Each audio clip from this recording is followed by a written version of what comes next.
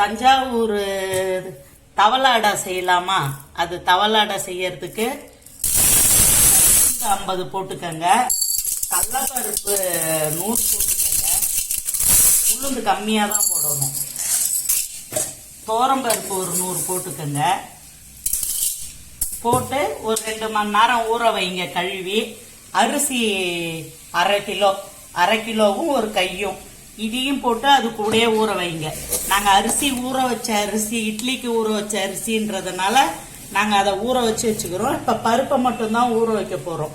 இந்த பருப்பை நம்ம அரைக்கக்குள்ள இது கூட காஞ்ச மிளகாயும் போட்டே ஊற வச்சிடுங்க.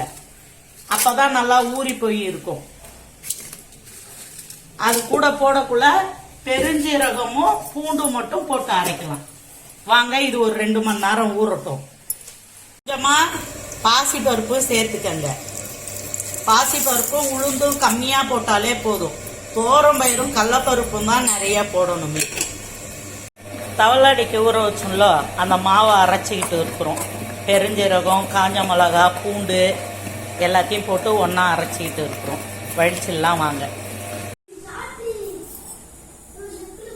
நம்ம தஞ்சாவூர் தவளாடைக்கு செய்ய போறோம்ல, தவளாடை மாவு அது. இது சொரக்காய், வெங்காயம், கருவேப்பிலை, கொத்தமல்லி, பச்சை மிளகாய் தாளிப்பு போட்டுக்கலாம் வாங்க. வானல் நல்லா காஞ்சிடுச்சு. ஒரு 2 கரண்டி எண்ணெய் ஊத்திக்கங்க. நம்ம சின்ன வானல்ல தான் செய்யறோம், அடுப்புல செய்யறோம். நல்லா எண்ணெய் ஊத்தி காயட்டும்.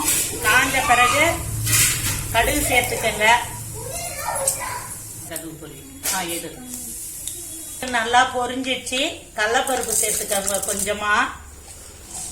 அது தாளிச்சு தான் நம்ம செய்ய போறோம், அதனால கடலைப்பருப்பு கொஞ்சோண்டு சேர்த்துக்கங்க. கொஞ்சோண்டு உளுத்தம்பருப்பு சேர்த்துக்கங்க. பெருங்காயத்தூள் சேர்த்துக்கங்க. சேர்த்து அது கொஞ்சம் பொன்னிறமா ஆகட்டும்.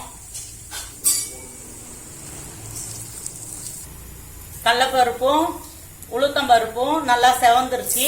வெங்காயத்தை சேர்த்துக்கங்க. வெங்காயத்தை சேர்த்து கொஞ்சம் வதங்க விடுங்க. ரொம்ப பொன்னிறமா வதங்கணும்லாம் இல்ல, சும்மா ஒரு வதக்கு, பச்சை வாசனை போறதுக்காக தான். பச்சை மிளகாய் சேர்த்துக்கங்க. தேவையான அளவுக்கு கருவேப்பிலை, கொத்தமல்லி சேர்த்துக்கங்க. சேர்த்து ஒரு கிளறி விடுங்க. அப்புறம் எடுத்து கொட்டிக்கலாம். சுரக்காயும் அதிலே போட்டு ஒரு கிளறி விட்டுக்குங்க. நாங்க இப்படிதான் தஞ்சாவூர் தவளாடை செய்வோம். நீங்க எப்படி செய்வீங்கன்னு சொல்லுங்க. எடுத்து மாவுல கொட்டிக்கலாம் வாங்க. மாவுல சேர்த்துக்கங்க. மாவுல சேர்த்து நல்லா கிளறி விடுங்க. ரொம்ப தண்ணியாலாம் ஆக்காதீங்க.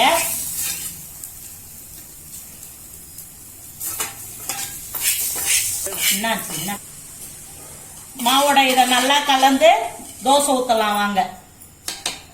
இதுக்கு சைடிஷ் கார சட்னி வச்சுக்கலாம், இல்ல தக்காளி சட்னி வச்சுக்கலாம். எது ஒன்னாலும் வச்சுக்கோங்க. நாங்க தக்காளி சட்னி தான் வைக்க போறோம். ஏன்னா எங்க சாய்ராமுக்கு கார சட்னி வேணாமாங்க, தக்காளி சட்னி தான் வேணுமாங்க.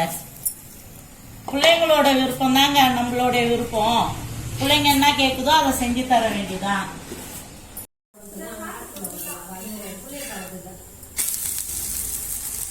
தோசையை திருப்பி போட்டுக்கங்க தவளாடைய.